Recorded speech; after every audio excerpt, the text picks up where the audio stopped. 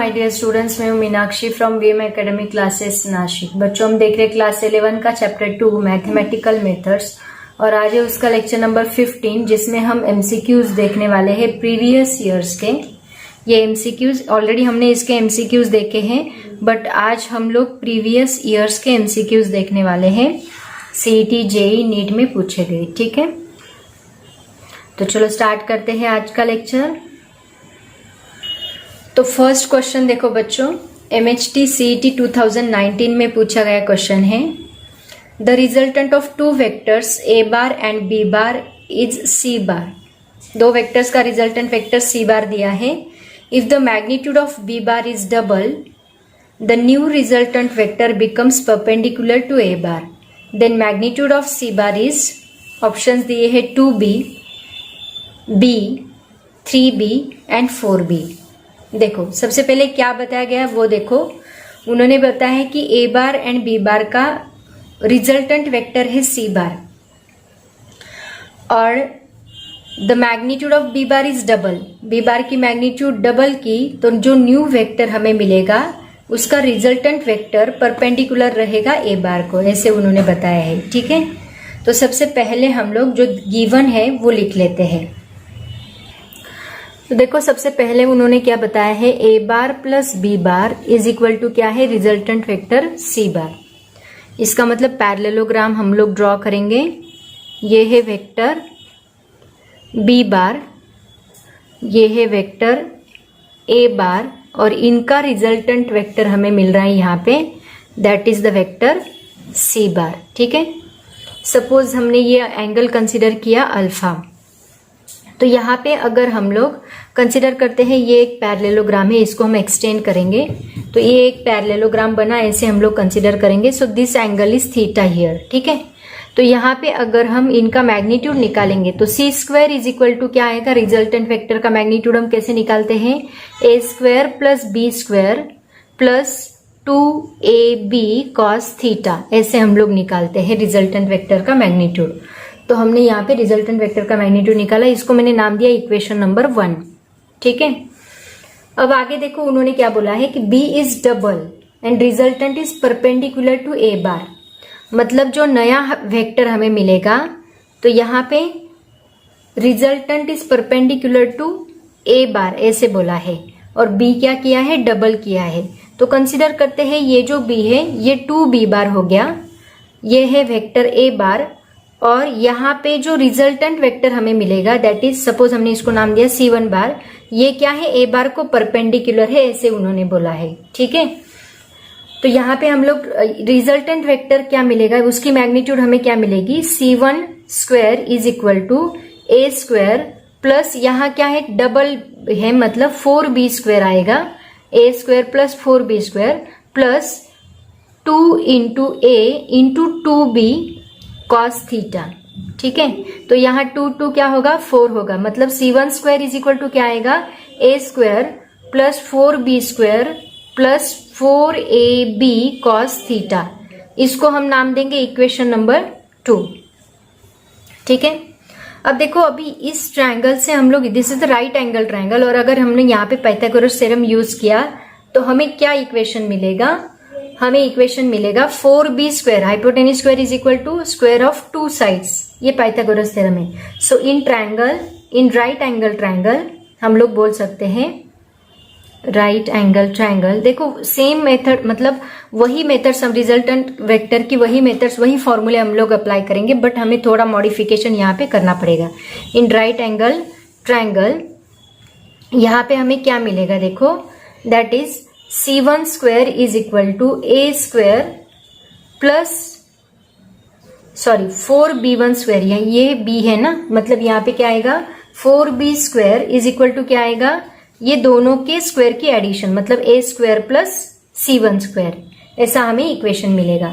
तो इससे हमें C1 स्क्वायर क्या मिलेगा, हमें C1 स्क्वायर चाहिए इसके लिए, तो हमें C1 स्क्वायर क्या मिलेगा, that is 4b square minus A square. देखो सबसे पहले हमने ये इक्वेशन अप्लाई किया, यहाँ पे हमने सी स्क्वायर रिजल्टेंट बोला है, तो सी स्क्वायर रिजल्टेंट निकालने के लिए रिजल्टेंट वेक्टर का फॉर्मूला अप्लाई किया, इसको हमने इक्वेशन नंबर 1 दिया। ठीक है, उसके बाद हमने उन्होंने जो कंडीशन बताई कि वेक्टर बी को डबल किया तो हमें C1 वेक्टर मिला जो कि परपेंडिकुलर है, तो वो कंडीशन अप्लाई करके हमने उसका रिजल्टेंट वेक्टर का फॉर्मूला बनाया। फिर हमने राइट एंगल ट्रायंगल पे पाइथागोरस थ्योरम अप्लाई किया और उससे हमें C1 स्क्वायर की वैल्यू मिली। ठीक है, अब इस C1 स्क्वायर की वैल्यू को हम लोग इस इक्वेशन में डालेंगे तो हमें क्या मिलेगा, देखो C1 स्क्वायर की जगह पे हम लोग ये डालेंगे तो ये क्या आएगा, 4b square minus A square is equal to, ये इक्वेशन एज इट इज रहेगा, A square plus 4b square plus 4ab cos theta as it is रहेगा। ठीक है, तो यहाँ पे ये 4b square and 4b square cancel होगा, आपको c की वैल्यू ढूंढनी है। तो यहाँ 4b स्क्वायर कैंसिल होगा और a स्क्वायर को अगर हम इधर शिफ्ट करते हैं तो वो प्लस a स्क्वायर बनेगा। तो यहाँ पे हमें क्या इक्वेशन मिलेगा, a स्क्वायर 2a स्क्वायर होगा, अगर मैंने इधर शिफ्ट किया तो ये 2a स्क्वायर बना प्लस ये 4ab कॉस थीटा यहाँ पे एज इट इज रहेगा, इज इक्वल टू हमें क्या मिलेगा, 0, क्योंकि इसकी यहाँ की सभी टर्म्स हमने इधर शिफ्ट कर दी, वो कैंसिल हो गई तो यहाँ पे 0 रहेगा। ठीक है, अब यहाँ से अगर मैं 2 कॉमन निकालती हूँ तो ब्रैकेट में क्या बचेगा, ये 2 बाहर गया तो यहाँ पे बस a स्क्वायर बचेगा प्लस यहाँ का 2 बाहर गया तो यहाँ 2ab कॉस थीटा बचेगा। ठीक है, so that is equal to 0। अब देखो यहाँ पे, इसको मैं रफ करती हूँ, यहाँ पे क्या होगा, देखो ये 2 अगर हमने इधर शिफ्ट किया तो वो भी क्या बनेगा, 0 बनेगा। तो यहाँ पे हमें इक्वेशन मिलेगा a square plus 2ab cos theta is equal to 0। ठीक है, ये इक्वेशन हमें मिला। अब देखो अगर इस इक्वेशन को हम लोग इक्वेशन 1 में पुट करते हैं, पुट इन इक्वेशन 1, तो हमें क्या मिलता है, हमें c चाहिए, तो ये इक्वेशन 1 है। तो a square and 2ab cos theta, a square 2ab cos theta की वैल्यू क्या है, 0। तो अगर इन दोनों की वैल्यू हमने 0 डाल दी तो हमें क्या मिलता है, बस b स्क्वायर मिलता है। मतलब c square is equal to b square plus हमें क्या मिलेगा, 0 मिलेगा। तो c square is equal to क्या मिलेगा, b स्क्वायर, इसका मतलब c इज इक्वल टू क्या मिलेगा, b, जो कि आपका ऑप्शन नंबर क्या है, सेकेंड है। समझ में आया, ऐसे हम लोग इसको सॉल्व करेंगे। यहाँ पे कुछ भी नहीं किया हमने, जस्ट दोनों रिजल्टेंट वेक्टर के फॉर्मूले अप्लाई किए हैं। रिजल्टेंट वेक्टर के फॉर्मूले में हमने राइट एंगल ट्रायंगल का पाइथागोरस थ्योरम यूज किया, उससे हमने C1 स्क्वायर निकाला, वो C1 स्क्वायर पुट किया, उससे सभी ये जो कॉमन टर्म्स थे उनको कैंसिल किया, तो उससे हमें a square plus 2ab is equal to 0 मिला। वो हमने इक्वेशन 1 में पुट किया तो उससे हमें c square is equal to b square मिला और हमें आंसर मिला c is equal to b। समझ में आया, ऐसे आपको सॉल्व करना है। और ये क्वेश्चन कहाँ का पूछा गया है, CET 2019 में पूछा गया क्वेश्चन है, मतलब लास्ट ईयर। क्वेश्चन नंबर 2 देखो, CET 2019 में ही पूछा गया। 2019 में इसके ऊपर 2 क्वेश्चंस पूछे गए थे। तो क्वेश्चन देखो क्या था, if a bar and b bar represents the sides of a parallelogram and d1 bar and d2 bar be the diagonals of the parallelogram, then a square plus b square is equal to what? Options दिए हैं, a d1 square minus d2 square divide by 2, d1 square plus d2 square divide by 2, d1 square plus d2 square and d1 square minus d2 square. तो सबसे पहले देखो क्या करना है आपको, पैरेललोग्राम ड्रॉ कर लो। कंसिडर करते हैं ये पैरेललोग्राम है,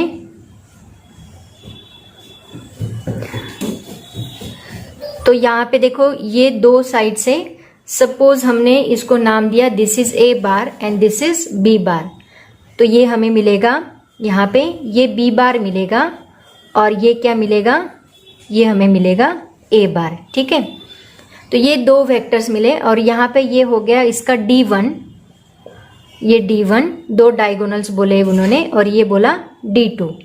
ठीक है, तो अभी देखो अगर ये एंगल हमने थीटा कंसीडर किया, क्योंकि हमने पैरेललोग्राम बनाया था तो ये एंगल हमने क्या कंसीडर किया है, थीटा। अगर ये एंगल थीटा है तो ये एंगल भी क्या रहेगा, थीटा रहेगा। तो हमें ये भी तो एंगल लगेगा क्योंकि हम लोग ये 2 वेक्टर्स भी तो लेने वाले हैं, राइट। तो ये एंगल अगर थीटा है तो ये एंगल यहाँ पे थीटा रहेगा और ये एंगल कितना रहेगा, फिर ये टोटल एंगल कितना होता है, यहाँ पे 180 होता है, उसमें से ये थीटा गया तो बचा हुआ कितना रहेगा, 180 माइनस थीटा रहेगा। एम आई क्लियर, ये एंगल कितना रहेगा, 180 माइनस थीटा। तो ये एक वेक्टर हो गया और ये एक वेक्टर हो गया। तो यहाँ पे देखो this is B bar and this is A bar, इन दोनों के बीच का एंगल हम लोग लेंगे 180 माइनस थीटा। ये बी बार और ये ए बार, ऐसे हम लोग कंसिडर करेंगे। तो ये दो वेक्टर्स के बीच में ये डायगोनल है, ये दो वेक्टर्स के बीच में ये डायगोनल है। ठीक है, ऐसे हम लोग इसको सॉल्व करेंगे। तो अब देखो हम लोग यहाँ पे क्या करेंगे, सबसे पहले तो हम यहाँ पे मैग्नीट्यूड उसका रिजल्टेंट वेक्टर का फॉर्मूला अप्लाई करेंगे। बहुत ही सिंपल है, देखो कैसे करना है। तो एंगल एक बार समझ में आ गया, ये एंगल आपको समझ में आ गया, दिस इज थीटा। तो ये बचा हुआ कितना रहेगा 180, उसमें से थीटा निकाल दिया, मतलब 180 minus theta.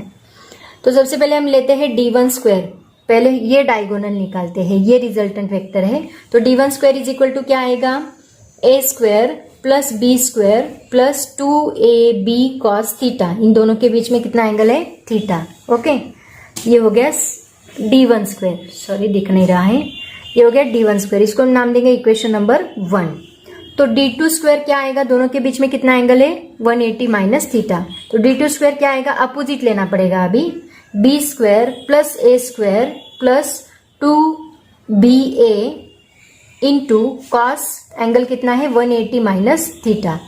Cos 180 minus theta कितना होता है, माइनस कॉस थीटा होता है। ट्रिग्नोमेट्री में आप लोग पढ़ोगे, इसकी वैल्यू कितनी होती है, माइनस कॉस थीटा। तो वो हम लोग पुट करेंगे तो हमें क्या मिलेगा, d2 square is equal to B square plus a square, ये माइनस कॉस थीटा है तो ये माइनस 2ba कॉस थीटा बनेगा।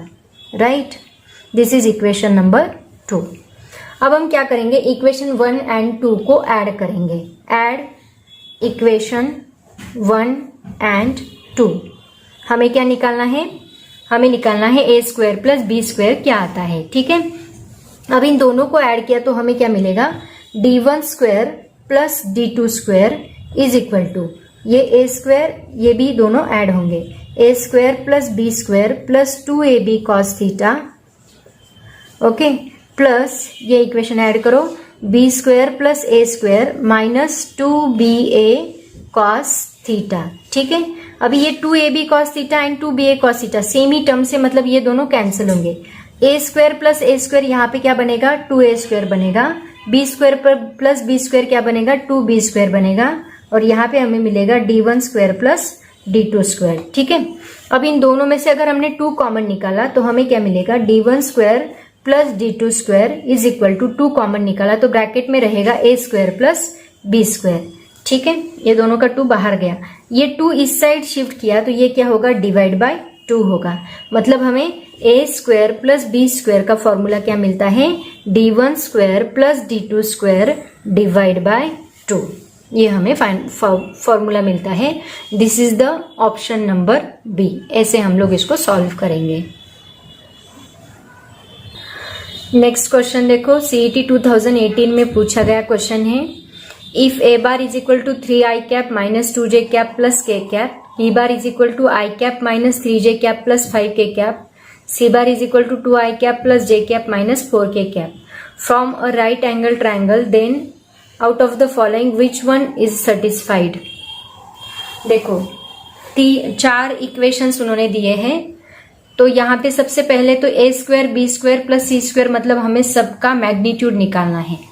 तो क्या क्या दिया है वो लिख लो, उसके बाद हम लोग देखेंगे कि कौन सा इक्वेशन सेटिस्फाई हो रहा है। ठीक है, तो सबसे पहले देखो गिवन हम लोग लिख लेते हैं, गिवन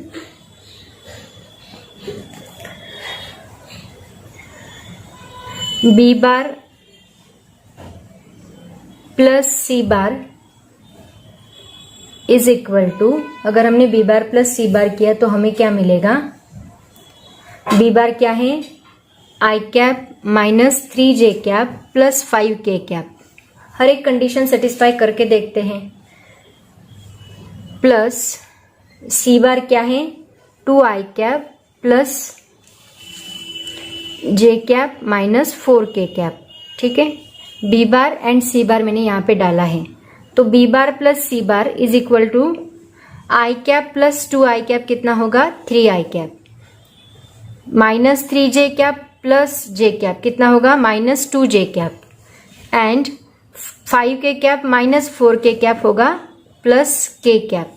तो ये इक्वेशन किसका आ रहा है, ये कौन सा वेक्टर है? अगर आप ए बार चेक करोगे तो आपका ए बार है 3i cap minus 2j cap plus k cap. मतलब पहली कंडीशन तो ये सेटिस्फाई हो रही है, A bar is equal to B bar plus C bar. ठीक है, अब ये कौन से ऑप्शन में दिया है? देखो, ऑप्शन ए में दिया है एंड और कहाँ दिया है? ऑप्शन बी में दिया है। दो ऑप्शंस में उन्होंने ये कंडीशन दी है। अब हमें चेक ये करना है कि A square is equal to B square plus C square आता है कि B square is equal to A square plus C square आता है। क्वेश्चन देखो, क्वेश्चन पहले लिख लो, उसके बाद एग्जाम्पल देखो। अब इसके लिए तो हमें इसकी मैग्नीट्यूड निकालनी पड़ेगी। तो सबसे पहले हम निकालते हैं magnitude of A. Magnitude of A क्या आएगी? देखो, मैग्नीट्यूड कैसे निकालते हैं हम लोग? अंडर रूट इन सबका स्क्वायर। तो यहाँ 3 square plus minus 2 square plus 1 square. तो क्या आएगा? 3 का स्क्वायर क्या होता है? 9 प्लस 4, 2 का स्क्वायर 4 प्लस 1 का square 1, so that is equal to under root 14। ये हमें क्या मिला? ए। उसके बाद अगर हमने ए स्क्वायर किया तो सब में स्क्वायर है, इसका मतलब अगर हमने ए स्क्वायर किया तो यहाँ पे बस 14 बचेगा। ठीक है, वो बाद में करते हैं। उसके बाद मैग्नीट्यूड ऑफ बी देखो क्या मिलेगी हमें? बी वेक्टर क्या है? I cap minus 3j cap plus 5k cap. तो यहाँ पे 1 स्क्वायर प्लस माइनस 3 का स्क्वायर प्लस 5 square, so that is equal to 1 का स्क्वायर होता है 1 प्लस 3 का स्क्वायर 9, 5 का स्क्वायर 25। तो ये कितना बनेगा? That is equal to under root 35। ये हमें बी मिला। उसके बाद सी देखो क्या मिलेगा? Under root 2i cap plus j cap minus 4k cap, मतलब 2 square plus 1 square plus minus 4 square, so that is equal to under root 4 plus 1 plus 16।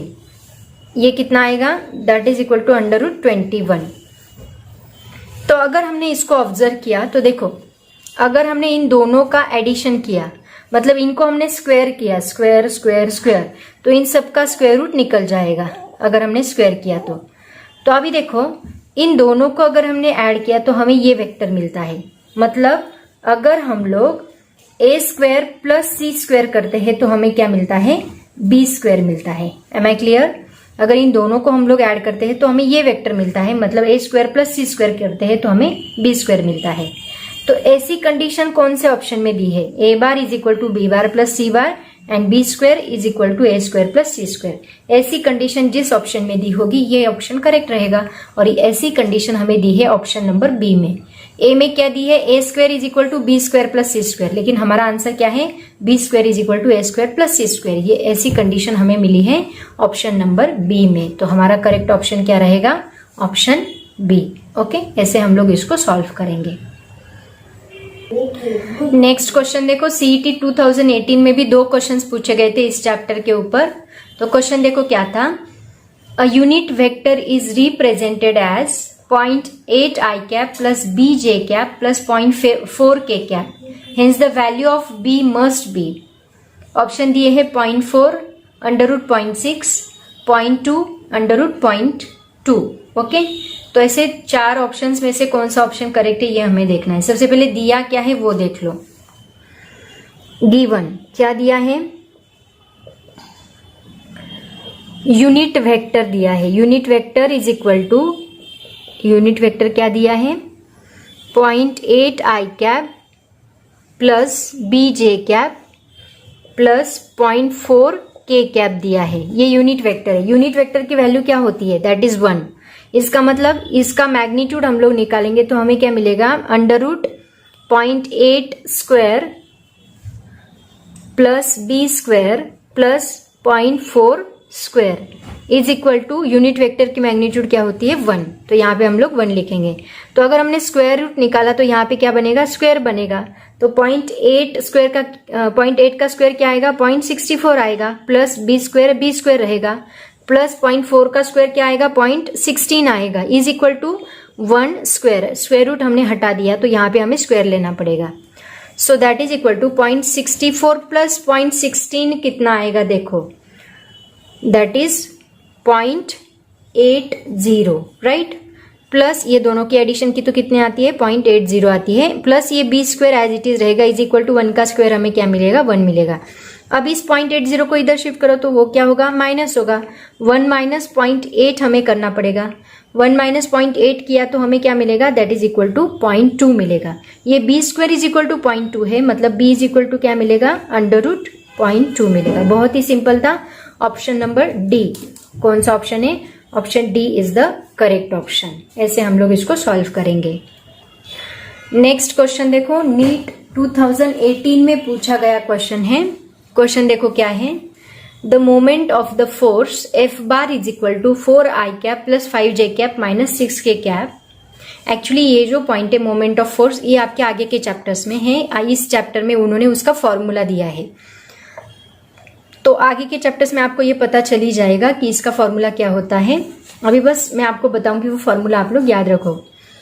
Eight 2 0 minus 3 about the point 2 minus 2 is given by, और नीचे options दिए हैं।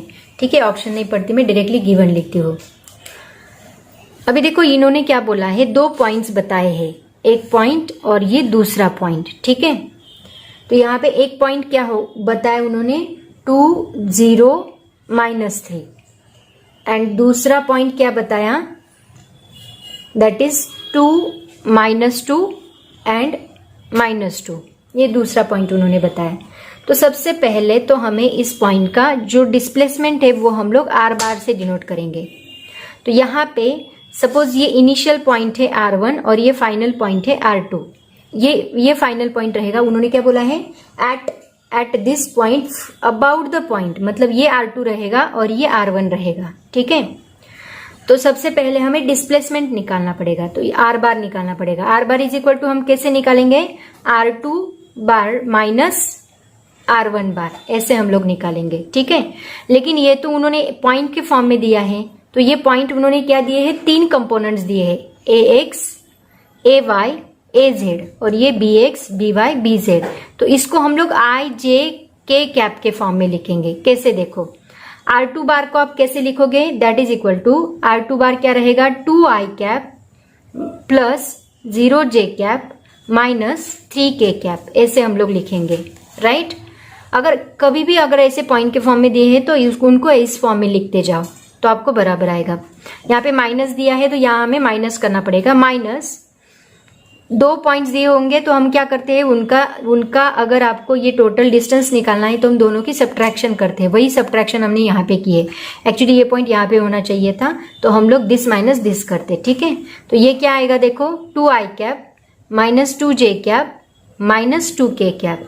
ठीक है, अब ये minus sign है तो ये माइनस अंदर मल्टीप्लाई कर दो, तो हमें मिलेगा 2i cap plus 0j cap. हमने नहीं लिखा तो भी चलेगा, हम लोग डायरेक्टली लिखेंगे 3k कैप माइनस, ये माइनस मल्टीप्लाई किया तो मिलेगा 2i cap, minus minus becomes plus 2j cap, minus minus becomes plus 2k cap. ठीक है, अब देखो ये 2i cap minus 2i cap cancel होगा, मतलब ये क्या होगा, 0i cap, 0j cap plus 2j cap क्या होगा, 2j कैप मिलेगा, and minus 3k cap plus 2k cap क्या मिलेगा, माइनस k कैप मिलेगा। तो ये 0i कैप नहीं लिखा तो भी चलेगा। तो r बार की वैल्यू हमें क्या मिली, 2i cap minus k cap. ये फाइनल आंसर मिल रहेगा, 2j cap minus k cap, ये आपका r बार मिला। अब देखो उन्होंने पूछा है मोमेंट ऑफ फोर्स, तो सबसे पहले मैं आपको मोमेंट ऑफ फोर्स का फॉर्मूला बताती हूँ। एक्चुअली ये इस चैप्टर में नहीं है, तो फॉर्मूला बस याद रखो। मोमेंट ऑफ फोर्स को हम लोग टाउ से डिनोट करते हैं। टाउ एक ग्रीक लेटर है, आगे जाके आपको पता चलेगा ही। तो tau bar is equal to formula होता है r bar cross f bar, ये फॉर्मूला होता है। जैसे लीनियर डिस्प्लेसमेंट, लीनियर मोमेंटम का हमने फॉर्मूला देखा था वैसे ही। तो टाउ इज इक्वल टू क्या होता है, r बार क्रॉस f बार। अभी r बार तो हमने निकाला, f बार उन्होंने दिया है, देखो एग्जाम्पल में कितना दिया है, 4i cap plus 5j cap minus 6k cap, ये फॉर्मूला उन्होंने दिया है। अब देखो ये क्या हो गया, क्रॉस प्रोडक्ट हो गया। और क्रॉस प्रोडक्ट हम कैसे निकालते हैं, बाय यूजिंग द डिटर्मिनेंट। तो बाय यूजिंग डिटर्मिनेंट हमें ये निकालना है। ठीक है, सबसे पहले मैं इसको रफ करती हूँ। ये r बार निकालने की प्रोसेस आप लोग याद रखो। नेक्स्ट एग्जाम्पल भी उन्होंने इसी फॉर्म में दिया है, तो आपको पता होना चाहिए। अगर 2 पॉइंट्स दिए होंगे तो 2 पॉइंट्स निकालने के लिए आपको final point minus initial point करना पड़ेगा, तो आपको ऐसे उसको निकालना है। ठीक है, तो अभी ये निकालने के लिए हमें डिटर्मिनेंट यूज करना पड़ेगा। तो इसको मैं पहले रफ करती हूँ फिर बताती हूँ। तो देखो r bar is equal to हमें मिला 2j cap minus k cap and f bar is equal to मिला 4i cap plus 5j cap minus 6k cap. हमें निकालना है tau bar is equal to r bar cross f bar. ठीक है, तो r bar cross f bar को हम लोग कैसे लिखेंगे, डिटर्मिनेंट के फॉर्म में। कैसे लिखते हैं, आई कैप जे कैप के कैप। तो आई कैप आर बार मतलब यहाँ आई कैप जे कैप, आई क्या है यहाँ 0, जे क्या है 2 एंड के क्या है -1। ठीक है, उसके बाद एफ बार का लिखो 4 5 -6। अब डिटर्मिनेंट सॉल्व करते आपको आता है। पहले आई कैप इन ब्रैकेट इन दोनों का मल्टीप्लीकेशन 6 2 = 12 -12 माइनस 5 1 = 5 -5, ये माइनस है तो -5। ठीक है, माइनस जे कैप में उल्टा होता है, जे कैप को हाइड करो।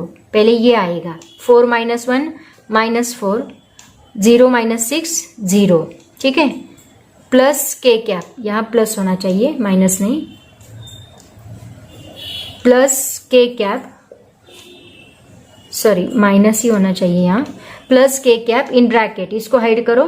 5 इंटू 0 क्या आएगा 0, और इसको अगर किया तो -8। ठीक है, so that is equal to, ये कितना आएगा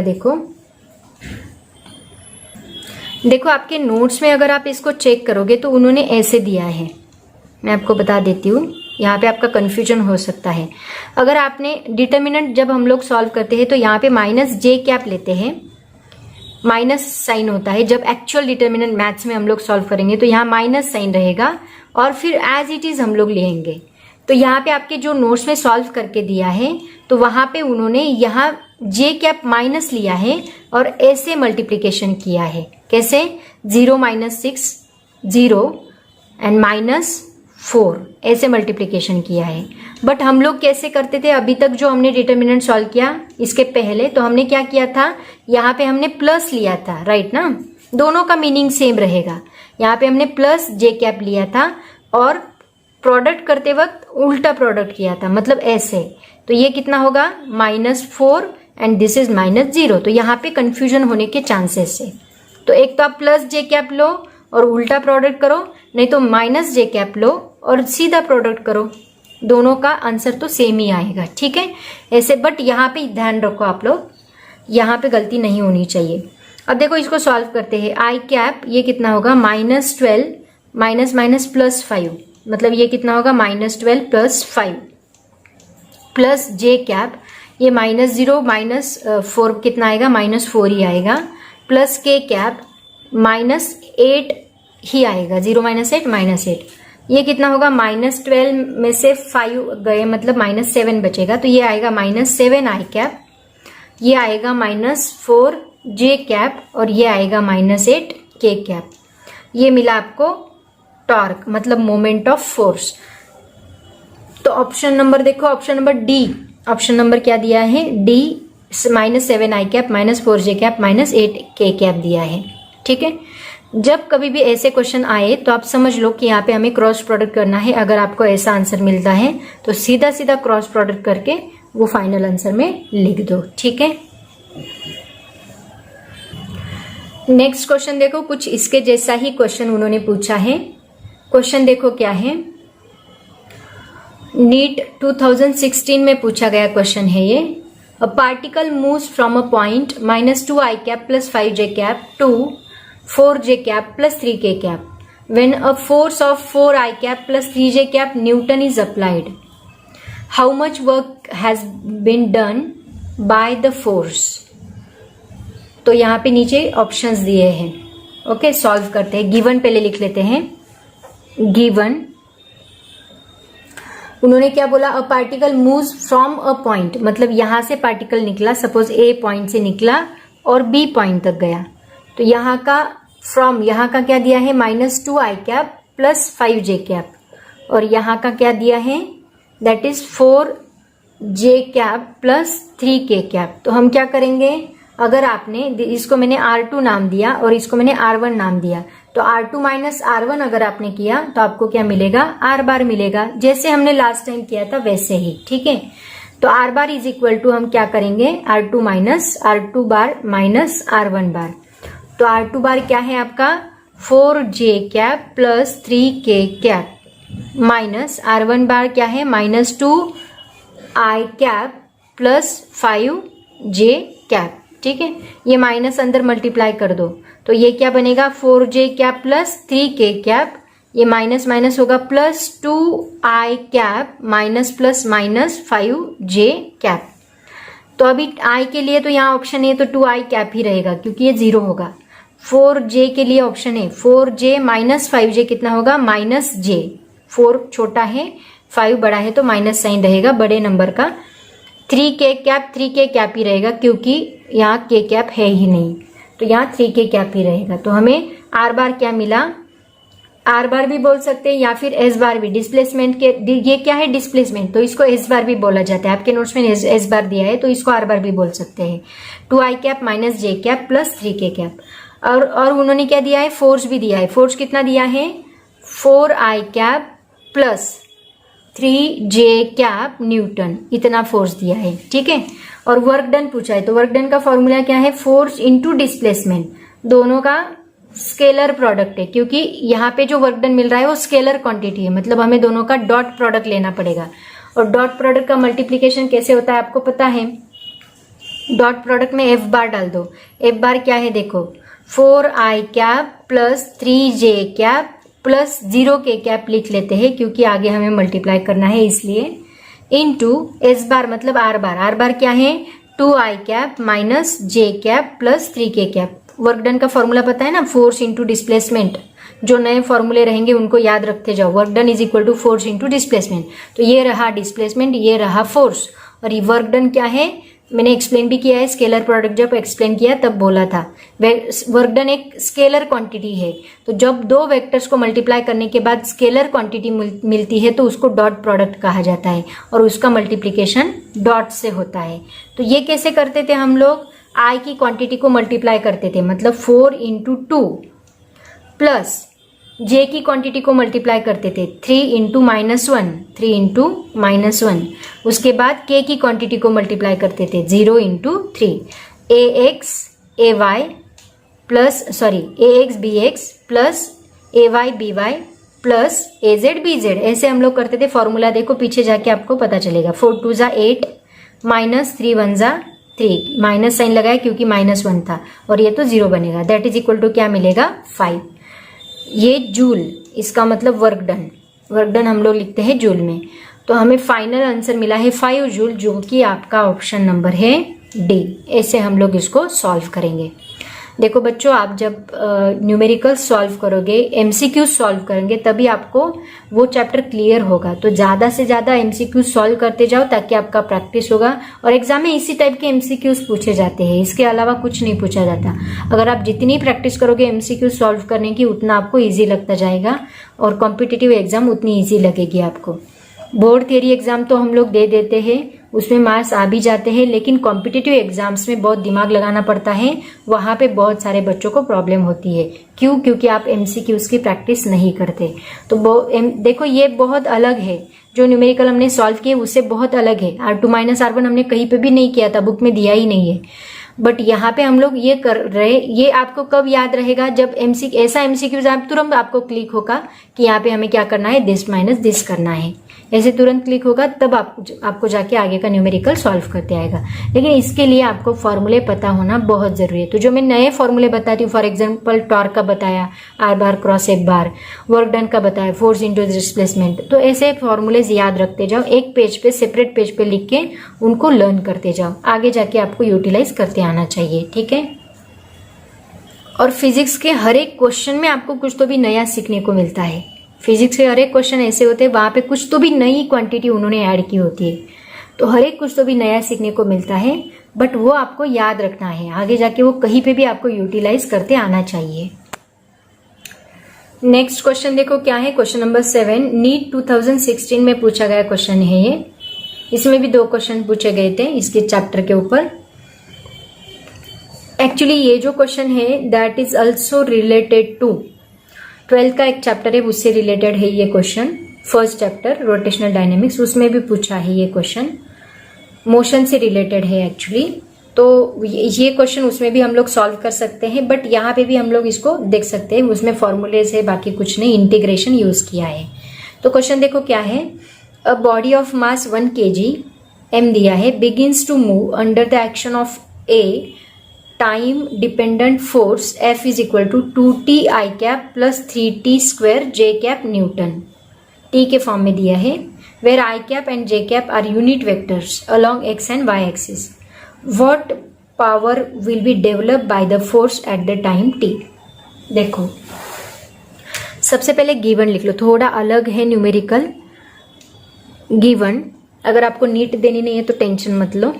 F bar is equal to क्या है, 2t i cap plus 3t square j cap, और उन्होंने मास दिया है 1 kg।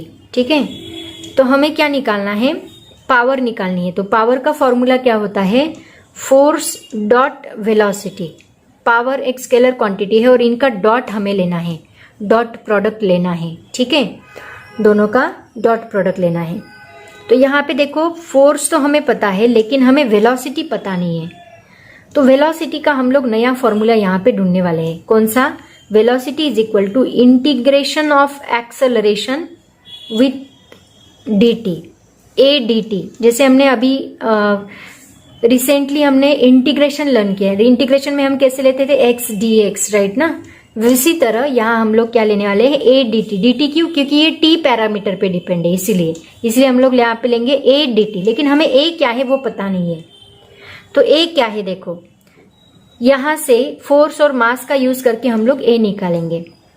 तो फोर्स का फॉर्मूला क्या होता है, मास इंटू एक्सेलरेशन। तो एक्सेलरेशन इज इक्वल टू क्या आएगा, फोर्स डिवाइड बाय मास। देखो बहुत सारे फॉर्मूलेज हम लोग यूज करते हैं, ये सभी आपको पता होने चाहिए।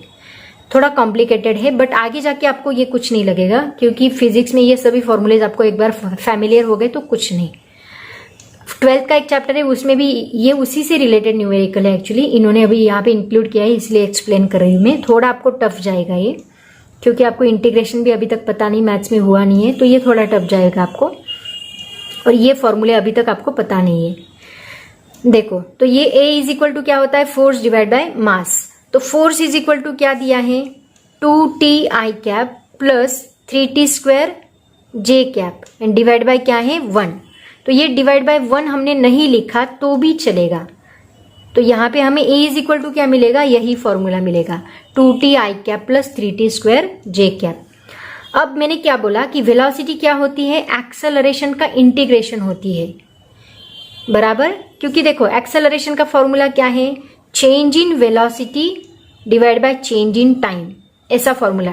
चेंज इन वेलोसिटी को हम dv डिवाइड बाय dt लिखते हैं, और इसी को हम लोग डेरिवेटिव बोलते हैं। d बाय dx ले रहे थे ना हम लोग, इसी को हम लोग क्या बोलते हैं, डेरिवेटिव बोलते हैं, डिफरेंशिएशन कैलकुलस बोलते हैं। और डिफरेंशिएशन का अपोजिट क्या होता है, इंटीग्रेशन होता है। तो अगर मैं वेलोसिटी इज इक्वल टू लिखूं और ये d बाई dt निकाल दूं, तो इस साइड मुझे क्या लेना पड़ेगा, इंटीग्रेशन लेना पड़ेगा। तो वेलोसिटी का फॉर्मूला इसके अपोजिट क्या आएगा, इंटीग्रेशन ऑफ एक्सेलरेशन। एक्सेलरेशन होगा differentiation of velocity and velocity होगा इंटीग्रेशन ऑफ एक्सेलरेशन, जो हमने दो कैलकुलस की चीजें पढ़ी। इसीलिए आपका इंटीग्रेशन एंड डिफरेंशिएशन ये दोनों क्लियर होने चाहिए, ठीक है। तो अभी यहाँ पे हम एक्सेलरेशन का ये फॉर्मूला पुट करेंगे, ये आपको समझ में नहीं आने वाला, बट आप लोग मुझे कमेंट करो अगर नहीं समझ में आता है तो डोंट वरी, जब इंटीग्रेशन होगा तब ये सभी चीजें आपको समझ में आएगी, ठीक है। अभी फिलहाल बस याद रखो वेलोसिटी होती है इंटीग्रेशन ऑफ एक्सेलरेशन, बस इतना याद रखो। वेलोसिटी होती है इंटीग्रेशन ऑफ एक्सेलरेशन, एक्सेलरेशन होता है डिफरेंशिएशन ऑफ वेलोसिटी, बस इतना याद रखो। डेरिवेटिव ऑफ वेलोसिटी, ठीक है।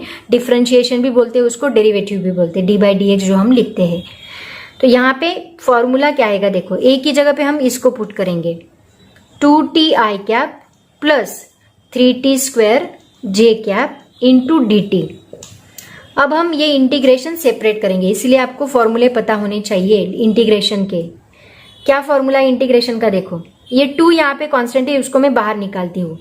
2 integration of t i cap dt लेंगे हम लोग, ये dt मैंने मल्टीप्लाई किया अंदर, 2 को बाहर लिया, प्लस इंटीग्रेशन ऑफ यहाँ 3 मैंने बाहर लिया, T square J cap into D T, दोनों को सेपरेट कर लिया। अब देखो ये फॉर्मूला हमने पढ़ा है, x raise to n dx क्या होता है, integration of x raise to n plus 1 divide by n plus 1। ये फॉर्मूला मैंने आपको बताया है। वो फॉर्मूला हम t के लिए अप्लाई करेंगे, क्योंकि यहाँ t dt है, यहाँ x dx था, तो यहाँ हम लोग वो फॉर्मूला अप्लाई कर सकते हैं। तो क्या आएगा देखो, v इज इक्वल टू क्या आएगा 2 इंटू, यहाँ क्या आएगा 2 into t raise to 1 plus 1 divide by 1 plus 1। यहाँ 1 है, यहाँ कैसे n प्लस 1 लिया, वैसे 1 प्लस 1 डिवाइड बाय 1 प्लस 1 किया, into i cap as it is रहेगा, प्लस यहाँ 3 एज इट इज रहेगा, t यहाँ पे क्या आएगा t raise to 2 plus 1 divide by 2 plus 1, और यहाँ j cap as it is रहेगा। समझ में आया क्या किया मैंने।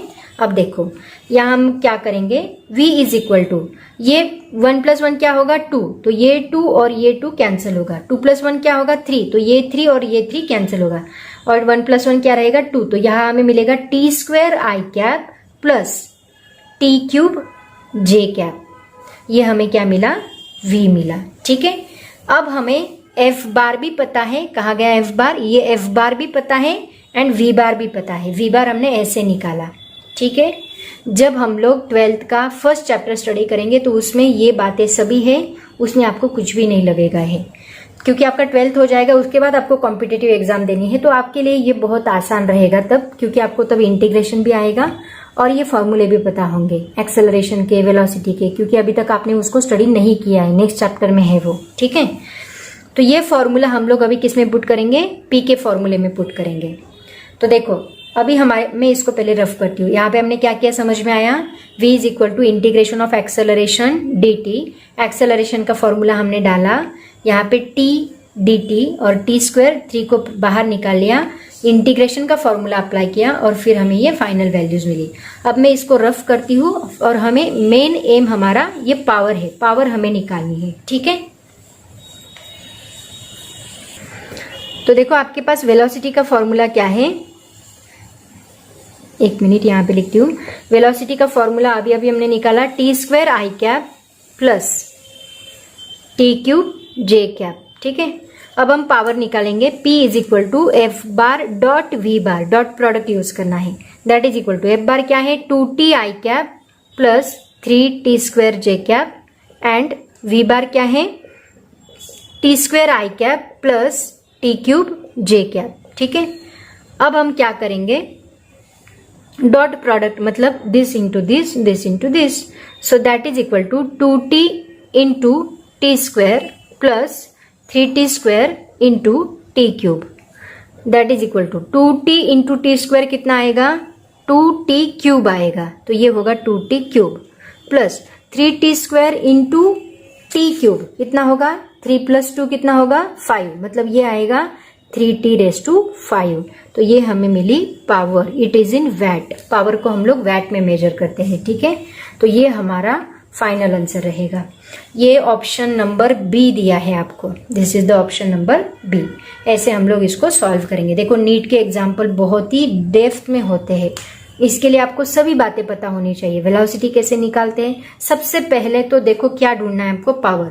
पावर का फॉर्मूला है एफ इंटू वी, तो वी हमारे पास नहीं है, तो यहाँ एफ और मास दिया है, इसका मतलब इसका रिलेशन एफ और मास से है, तो फॉर्मूला ढूंढो, force is equal to mass. इसीलिए सभी फॉर्मूलेज आपको पता होने चाहिए फिजिक्स के, तभी ये पॉसिबल है। इसका मतलब सोचो आपको कितना डेप्थ में स्टडी करना होगा, फिजिक्स का स्टडी आपको बहुत ज्यादा डेप्थ में। अगर आप ऐसे ही प्रैक्टिस करते रहे, न्यूमेरिकल सॉल्व करते रहे, तो ये बातें आपको ऑटोमेटिकली याद आएगी एग्जाम में। लेकिन आपने कुछ भी नहीं किया तो आपको कुछ भी नहीं आने वाला एग्जाम में, याद रखो। और इसकी प्रैक्टिस आपको हर बार करती रहनी पड़ेगी, नहीं तो एक बार किया और वापस देखा ही नहीं, 100% आप लोग भूल जाओगे। तो इट्स बेटर प्रैक्टिस करते रहो, सॉल्व करते रहो। ठीक है, आगे के क्वेश्चंस जो है उन्होंने AI PMT में पूछे, आपके नोट्स में दिए हुए, वो मैं नहीं ले रही हूँ। अगर किसी को चाहिए होगे तो पर्सनली मुझे मैसेज करो, मैं उसको एक्सप्लेन कर दूंगी। ठीक है, इजी क्वेश्चन है वो तो आपको आ ही जाएंगे, वो ज़्यादा डिफिकल्ट नहीं है। ठीक है, तो बच्चों आज के लिए इतना काफ़ी है। ये चैप्टर यहाँ पे ख़त्म हुआ, ऐसे मैं डिक्लेयर करती हूँ। आगे इसके ऊपर हम लोग टेस्ट लेंगे और उसके बाद हम लोग नया चैप्टर स्टार्ट करेंगे। ठीक है, तो पढ़ाई करते रहो, चैप्टर यहाँ पे खत्म हुआ, इसके MCQs पढ़ो और भी MCQs करो। Thank you so much and bye bye.